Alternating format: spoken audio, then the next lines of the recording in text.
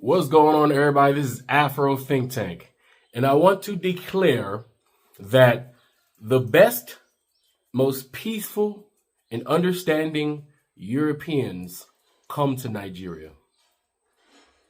You hear what I just said? The ones we would consider allies, right? Even though right now we're like, ain't no such thing as an ally, right? But in fact, once we get out of our actual feelings about what's happening in the moment, and you actually, bring it down a little bit, right? And you actually think straight, they're all white people who are in fact allies, right? And I'm telling you right now, the number one allies are the Europeans coming to Nigeria. And I'll explain a little bit why. You see, Nigeria, modern day Nigeria, is not a place that a white person could come and stay for any amount of time while disrespecting the people. It's not happening. All right. Because one whiff of disrespect, game over. It's game over. Right. So only the most humble, peaceful type of Europeans will come to Nigeria. And when they do, they love it and they enjoy it. It's just what it is. And a lot of what we call allies are actually allies of, and this is gonna fuck you up when I say this, because now y'all gonna think I'm an agent when I say it. I swear y'all, but this is just a fact. This is just an objective truth. All the people who are allies of black people and want to see black people thrive, all the white people who look at human beings as human beings and they're disgusted with their worst half, majority of them actually support Pan-Africanism, right? And when I say support, I mean they give support and they don't take over.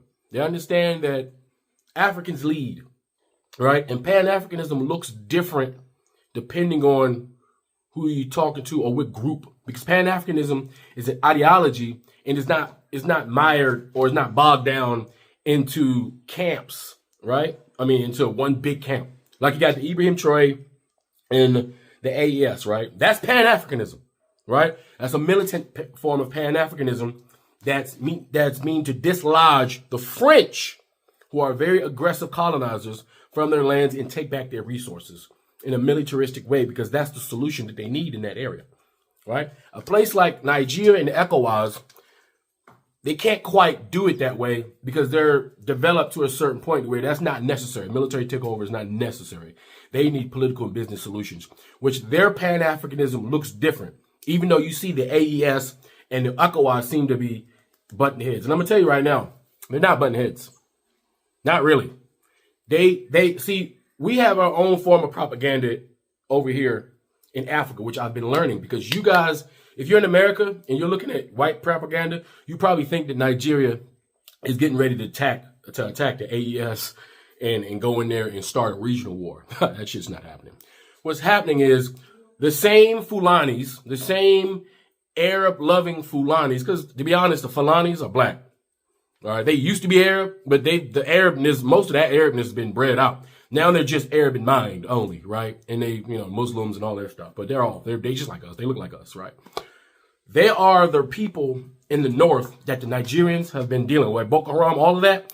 Those are those same Fulanis in Niger, in Mali, Burkina Faso. We're talking about the same group of Bedouin, Arabic, hostile Muslim tribes who have been disrupting all these West African countries ever since, they got pushed down from Libya, right?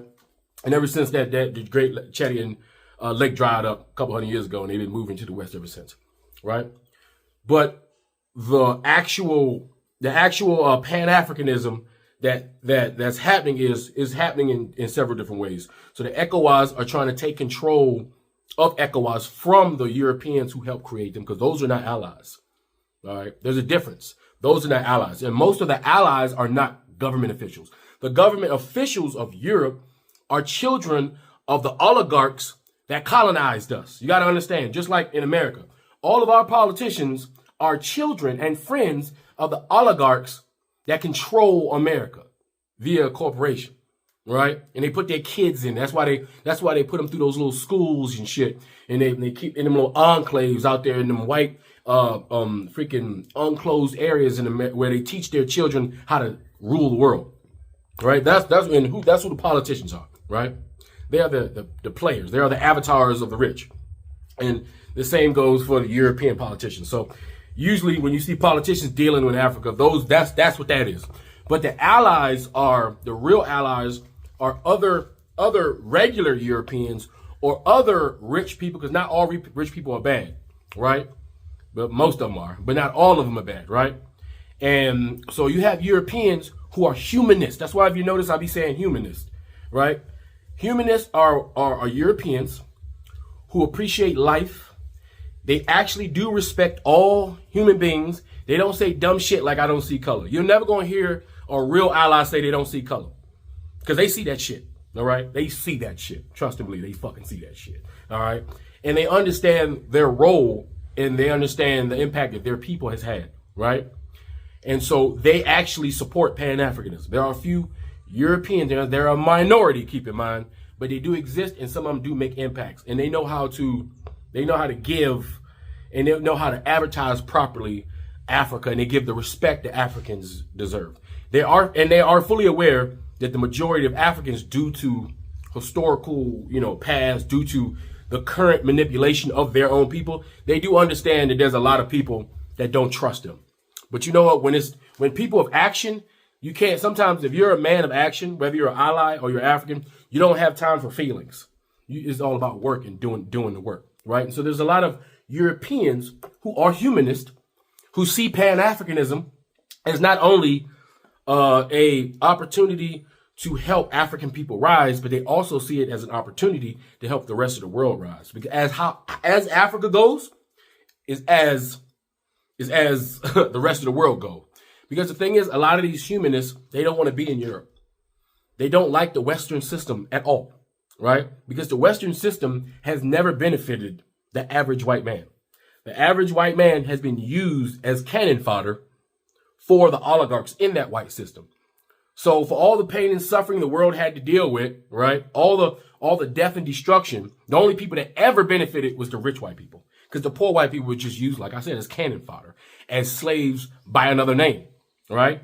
And they've been used as propaganda tools and pawns on the chessboard. And they're the ones who have to absorb all the hate, all the vitriol, all the justified vitriol and hate from all the POCs and black people that their group has put into such terrible straits, right? They completely and totally understand that, right? So they do it knowing all of this stuff, right? So, but all the real allies understand that Nigeria is the future. And if the world is to survive, all right, I mean the world, because clearly the world is going to hell in a handbag because of white institutions, because of white oligarchs and their greed. They're literally destroying the planet. Like, they're destroying the planet. They're self-sabotaging. And there are Europeans who are like, nah, I'm not with that. I like the way they're doing things over there. And if you look at any white person in Nigeria, if you look at them, you will see they are happier than they've ever been in their entire life. And you will see they say nothing but good things, and they promote and they're respectful about, Nigeria. And it's the same effect that white people have in America. The ones we know are our allies, because y'all damn well know there are white people in America that when we say, we ain't got no allies, we don't even count them, because we don't even call them white no more. Y'all know which ones I'm talking about. We don't even call them white. Every time we say we ain't got no allies, all white people, this and that, we literally put them in a box and exclude them from the conversation. We call them light skin. We say they really just light skinned black people. Y'all know what I'm talking about. It's beyond getting, and they don't never say the N-word. You see, these ones don't say the N-word because they understand that they ain't got the right to say it. All right, the type of white people you see when we at the dance party and they in a circle dancing and we gassing them up. The type of white person that goes to black restaurants, tastes their foods to show everybody, their first impressions of food, and you see them flipping out and stuff. The type of white person that's looking for a black Thanksgiving to go to, because they want to be around us because they feel that energy. You see, white folks, despite how people like making shit up because they're upset and mad, right? If you go far enough, white folks, everybody's from Africa. And there's some white folks that accept that. They're like, you know what? If I go back far enough in my DNA, guess where I come from? Africa. They know they're not African, but they know that deep down their ancestors get browner and browner and browner and browner and browner. And these are, in fact, the same white people that keep reminding the rest of the white people that Cheddar Man was black. Okay, these are the same white people doing all the goddamn genetic researches to prove, in fact, that the whiteness is a brand new thing. All right? Like, they're trying to tell everybody, look, this is a human family. I'm a part of the human family. I love the human family. And the thing is, if we're going to get to Star Trek, I always say, like you reference Star Trek, because Star Trek is a vision of the future that we want to get to. Because we as black people, we like the company of everybody, right? It don't matter who it is. We like to be around people. We like people to enjoy things with us. The problem is other people and their insecurities make it so they're hostile to us. We're not the ones hostile to them. They are the ones hostile to us because they ain't reached that level yet. But there are some people who have reached the level of understanding, right? They reached that spiritual level to where they understand we're one big human family. And even though we got shit going on right now, that the future is bright if we all collectively say enough is enough. And we're getting to that point where humanity is about to elevate, because the thing is, the devil has exposed himself fully. The devil is no longer using tricks like Loki. The devil is no longer hiding in the grass. The devil is standing there on the battlefield in full armor, ready for battle of attrition, because they have no choice. They've been backed up. They have no choice, right? So everybody's drawing lines. So you got real allies who understand the situation, and you got those who are in denial, or those who hate, those people who are just evil doers, right? And so white people have divided themselves up the same way black people have divided themselves up into different groups. So Nigeria, right, is one of the premier places in in Africa, where white people who don't want to colonize come to. Any white person in Nigeria are not colonizers. They're not colonizers. Now, we're not talking about the past. We're talking about modern day Europeans, modern day European Americans that come to Nigeria, and they live a fantastic life, and they will testify how peaceful and wonderful Nigeria is, even though their worst half, the oligarchs in their social media propaganda machines, will tell you Nigeria is dangerous. Don't go there, because they do not want African Americans to go there. There are white allies that's encouraging African Americans and facilitating African Americans to go back to their ancestral home of Nigeria. All right? And more African Americans are doing their DNA and find out, goddamn, I guess I am from Nigeria. It is what this guy, Think keeps saying we're from Nigeria. I do my DNA. Well, goddamn, he was right. Yeah, I'm right. I know exactly what I'm talking about. I don't make shit up. All right? I'm telling the truth. So I just want you guys to know that if you're an African American and for some reason you think, and there is this real reason why I'm making this video, not only to educate you that despite how pissed off you are, it's not like I'm not pissed off. Clearly, y'all know I'm pissed off, right? Right? But there are in fact real allies, and we must stay level-headed and pay attention to who the enemy is. And we got to use critical thinking skills, guys. Critical thinking skills, meaning that when something stimulates you from the outside, and right before you react, think about your reaction. Think about what would happen, the side effects of your reaction. Think about whether you're just being emotional and whether your decision is going to make common sense, right? You have to critically look at everything around you and make the best decision for you, your family, and your community, right? And not just act impulsive. The problem is we have a lot of people in our community that act very impulsive. And when you act impulsive, you do stuff that you cannot take back. You say things that you cannot take back. You make decisions that are not conducive for your survival, okay? So we have to slow down, think, and understand. As long as you're alive and breathing and nobody's hurting you, take the time, make the decision, pontificate before you do anything. You understand what I'm saying?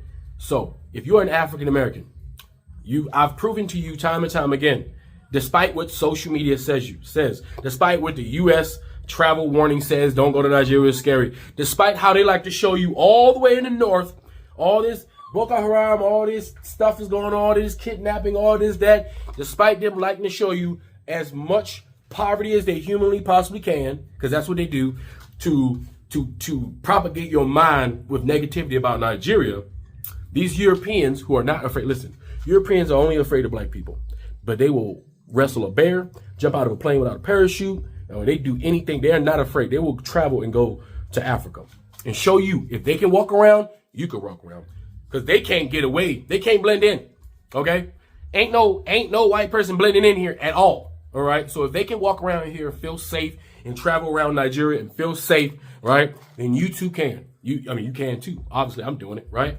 So I just want to let you know, stop listening to these old media propaganda machines that's telling you to be afraid of your homeland, telling you to be afraid of your people.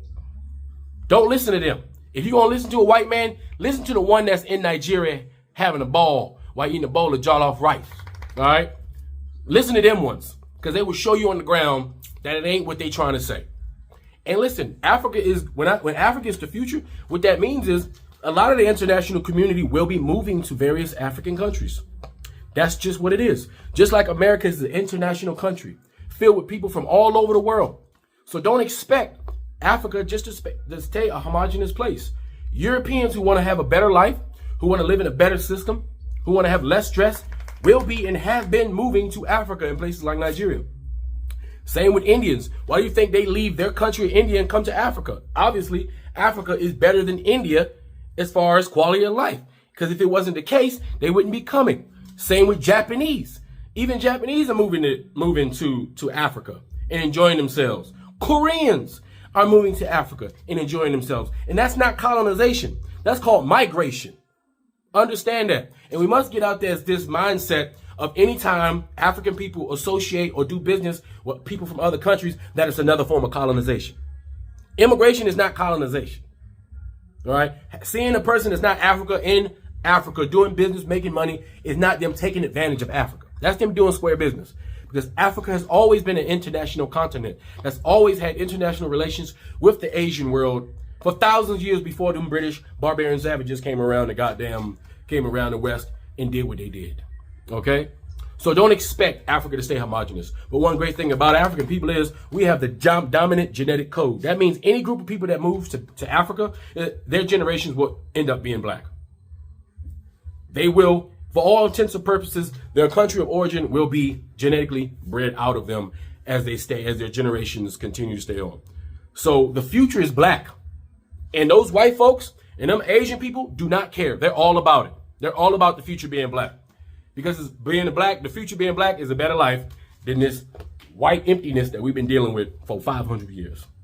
Anyway, without further ado, this is Afro Think Tank. Learn something, teach them. I'm out, and watch this video and enjoy it. Peace. They said we couldn't do a group tour in Nigeria. They said it was too dangerous. They said it was impossible. The travelers would hate it, that it's not safe. Well, I've proven them wrong. We are here with a group of people from all over the world enjoying this incredible country. So we're in Ocean State at Erin Ijesha Waterfall. And we've been traveling throughout the country. We started in Lagos. We've been in the Yoruba heartland, in Abeokuta, Ibadan, really seeing the culture and spirit of this country. And my travelers are loving it. We've received so much positive feedback on this trip.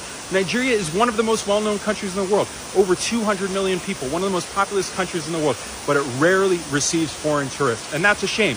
And I think a lot of people are afraid of it because of what is said in the media, but so much of that is not true. And it's a beautiful place. So if you want to experience Nigeria, it's a country that I fell in love with. I love the people, culture, food, everything here. If you want to experience it, come on one of our group trips. Check it out. Link in my bio. Give you all the information for you to come and enjoy this and experience Nigeria. Nobody is doing group tours like this, but we are. So come and check us out. This is what it's like to attend a Nigerian church service, and we know that Nigerians do it differently. The first thing you will notice is that everybody is dancing. Probably more than half of the service is actually just dancing. For Nigerians, dancing and praising is a way to worship, showing gratitude for God and thanking Him for everything He has done and will continue to do. Every Sunday feels like the most fun concert you have ever been. The music is also incredible, with beautiful singing and choreography, and everyone is dressed in their best clothes with so much beauty and color on display. My first time at one of these services was a bit of a culture shock because church in the US is typically much more somber, but here in Nigeria they go all out, dancing like David in the Bible to celebrate even the most basic gift of life that we often take for granted in my country. We also took some travelers on my recent Nigeria group tour to give them this unique experience, and they loved it. It's not often you get to travel and see something like this. I think when traveling, it's so important to see a country from all sides, and attending a local church service really introduces you to the true spirit of the Nigerian Christian community and all the joy within it.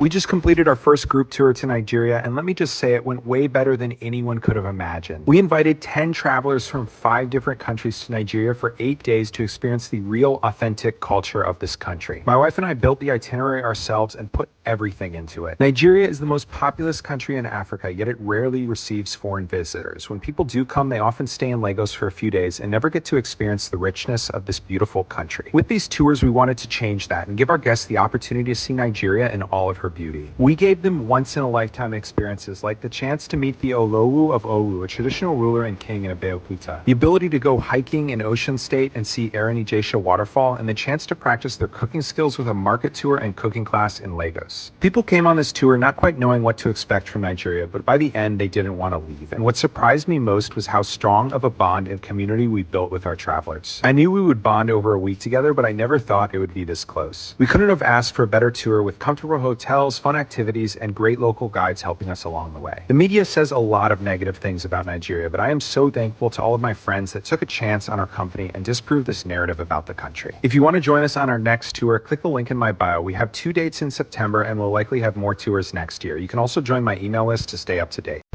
Wait. Before you go, for all my subscribers and philanthropists out there, I'm building a solar power community water bowl system in Nigeria. It's going to cost between $5,000 and $6,000. I'm trying to raise money. If you want to participate and help me build this solar power water system, please donate to the Cash App and put solar water in the notes. Solar water in the notes. I'll put PayPal, Stripe, and Zelle. Anyway, thank you. That's all I got to say. It's Afro Think Tank. Learn something, teach something. I'm out.